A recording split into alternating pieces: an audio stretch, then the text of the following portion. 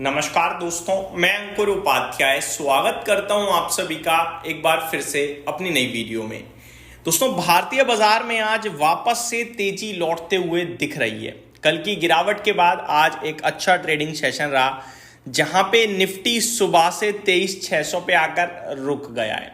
Sensex की बात करें तो ये भी 300 पॉइंट ऊपर है और वहीं का वहीं थम गया है। बैंक निफ्टी में आधे % की तेजी थी। तेजी बढ़ते हुए दिख रही है स्मॉल कैप इंडेक्स में। 1% से ज्यादा इंडेक्स ऊपर कूद गया है इस समय, और मिड कैप इंडेक्स में भी 0.4% की तेजी है। और ये तेजी होनी थी आज, ये मैंने आपके साथ कल ही जब बाजार गिर रहा था तो डिस्कस किया था। दोस्तों, सबसे इंपॉर्टेंट बात बोलना चाहूंगा, अगर आज थर्सडे नहीं होता बाजार नीचे होता। जी हाँ, आज थर्सडे है इसलिए बाजार ऊपर है।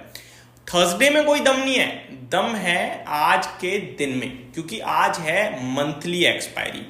मंथली एक्सपायरी में डेटा क्लियर कट आ रहा था डेली बेसिस पे कि भैया बाइंग बाइंग बाइंग। एफआईआईज की बाइंग का फिगर कल भी एफआईआईज ने कैश फ्यूचर्स दोनों में खरीदा और इंडेक्स फ्यूचर्स में भी खरीदारी हुई थी। 23,400 एक बड़ा सपोर्ट था, उसके पास तक कल हम पहुंचे और वहीं से रिवर्सल आना चाहिए था और वहीं से आया। और ऊपर में 23,800 हम ब्रेक नहीं करेंगे, ये मैं आपके साथ ऑलरेडी कह चुका था। इनफैक्ट वीकेंड पे भी मैंने आपसे कहा था कि इस थर्सडे तक हम 23,800 तक जाने चाहिए।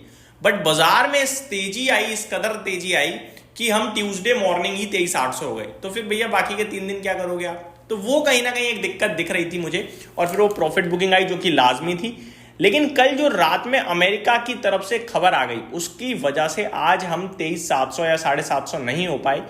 अगर आज थर्सडे नहीं होता तो उस खबर के चलते हम गिर और जाते, बट कोई नहीं, ऑल इज वेल। अब आगे के लिए क्या रणनीति बनानी है उसको बताऊंगा, लेकिन उससे पहले 3-4 बड़ी बातें वो बताना चाहूंगा। पहली बड़ी बात, कल अमेरिका ने टैरिफ की बात करी है ऑटो क्षेत्र पे 25% की। दूसरी बड़ी बात, ट्रंप साहब कह रहे हैं कि अगर यूरोपियन यूनियन ने कनाडा के साथ मिलकर कुछ करने की कोशिश करी जो कि यूएसए को दिक्कत देगा, तो फिर ऐसे टैरिफ लगाएंगे कि सोच ही नहीं होगी। बहुत खतरनाक वाले टैरिफ लगाने की बात करी है। मैं आपको बताना चाहूंगा एग्जैक्टली वर्ड क्या है। इन्होंने लिखा है, the European Union works with Canada in order to do economic harm to the USA, large scale tariff far larger than currently planned. जो करंटली सोचे उससे काफी ज्यादा टैरिफ लगाए जाएंगे उनके ऊपर। तो ये अपने आप में टैरिफ की धमकियां चल रही हैं ट्रंप साहब की तरफ से, आप ये कह सकते हो।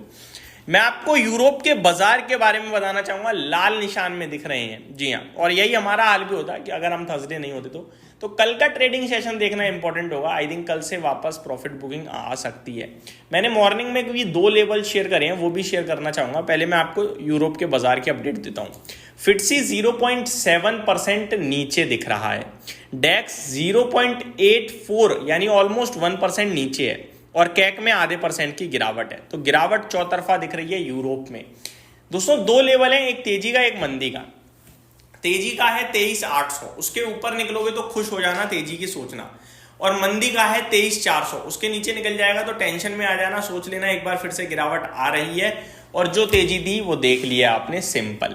तो ये 2 लेवल्स हैं, उसके बीच में झूलता रहे, झूलने दो बाजार को, कुछ मत करो। वैसे ही 3 दिन बाजार अब बंद रहने वाला है, तो छुट्टी रहेगी, आराम से सोच विचार करना, फिर सौदा लेना, जो भी लेना है लेना। आज है दोस्तों 27 मार्च, फाइनेंशियल ईयर की लास्ट एक्सपायरी है ये, ठीक है। और फाइनेंशियल ईयर भी ऑलमोस्ट एंड होने की कगार पे ही है। कल एक आखिरी ट्रेडिंग सेशन और बचता है आई थिंक, उसके बाद तो सीधे हम जब खुलेंगे तो नया फाइनेंशियल ईयर हो चुका होगा। अब सुन लीजिए आप कुछ इंपॉर्टेंट चीजें। आज 3:20 हो रहे हैं, ऑलमोस्ट थोड़ी बहुत देर में ही रीबैलेंसिंग हो चुकी है। रीबैलेंसिंग जोमेटो का शेयर आपको 2% ऊपर दिख रहा है, 6,264 करोड़ का टर्नओवर हो गया, रीबैलेंसिंग हो गई है दोस्तों। निफ्टी का हिस्सा बन गया है और फंड्स जो इनफ्लो आने थे वो आ चुके हैं। HDFC बैंक रीबैलेंसिंग हो गई है, 3,500 करोड़ का टर्नओवर है। जियो फाइनेंशियल निफ्टी का हिस्सा बन गया है, 3,200 करोड़ का टर्नओवर हो चुका है। BSE में भी टर्नओवर हो चुका है, और यहां पे वेटेज इंक्रीज की बात थी और ये भी हो चुका है। तो ये सारे के सारे स्टॉक हैं रीबैलेंसिंग होते हुए दिखे। वही ब्रिटानिया और आपका BPCL निफ्टी से बाहर हो जाएंगे, और ये कल से आपको दिखेगा, ये दोनों निफ्टी के हिस्सा दिखेंगे। वही BPCL ब्रिटानिया निफ्टी से बाहर हो चुके होंगे, ठीक है, आगे बढ़ते हैं। ऑटो क्षेत्र में प्रॉब्लम पिटाई पड़ते हुए दिखी है टैरिफ्स के चलते। टाटा मोटर्स टॉप लूजर बनता हुआ दिख रहा है। तो ये कुछ और बड़ी बातें थी जो मैंने आपके साथ शेयर करी। अब आते हैं दोस्तों कुछ और इंपॉर्टेंट चीजों पे। शाम को जो FI DIs का डेटा आएगा, आई थिंक उसमें थोड़ा एडजस्टमेंट होगा, स्पेशली DIs के डेटा में हो सकता है। रीजन बिंग यही जो मैंने आपको अभी बताया, रीबैलेंसिंग निफ्टी का हिस्सा बने हैं, निकले हैं, वेटेज बढ़ाए, वेटेज घटाए, तो ये पूरे बाजार में हुआ है आज। तो इसके चलते काफ़ी सारी एडजस्टमेंट होंगे। तो डेटा को आज ज़्यादा प्रेफरेंस नहीं देनी चाहिए। अब निफ्टी पे दोबारा से आ जाते हैं एक बार। निफ्टी मेरे को लगता है आज जो ऊपर आ गया बढ़िया है, कल आई थिंक वापस से नीचे आ सकता है। तो ज़्यादा जल्दबाजी में तेजी की पोजीशन मत लीजिएगा। अदानी ग्रुप के स्टॉक्स में शानदार तेजी देखने को मिल रही है। और बांग्लादेश से खबर आ रही है, जो अदानी ग्रुप ने अपनी पावर सप्लाई आधी कर दी थी वो पूरी हो गई है और वापस से पेमेंट्स टाइम पे पहुंचने लगेंगे, ऐसे ढाका से खबर आते हुए दिख रही है। अदानी ग्रुप के स्टॉक्स में भी आप देख सकते हैं तेजी बनी है और इसके ऊपर मैं डिटेल वीडियो आप सभी के साथ अपने स्टॉक्स वाले चैनल पे शेयर करूंगा। आज टाटा मोटर्स की वीडियो मैंने ऑलरेडी पोस्ट कर दी है। तो ये कुछ बड़ी चीजें थी जो डिस्कस करनी थी, मैंने करी। उम्मीद करता हूँ डिटेल्स पसंद आई होंगी। Thank you so much for watching this video. Have a great day guys.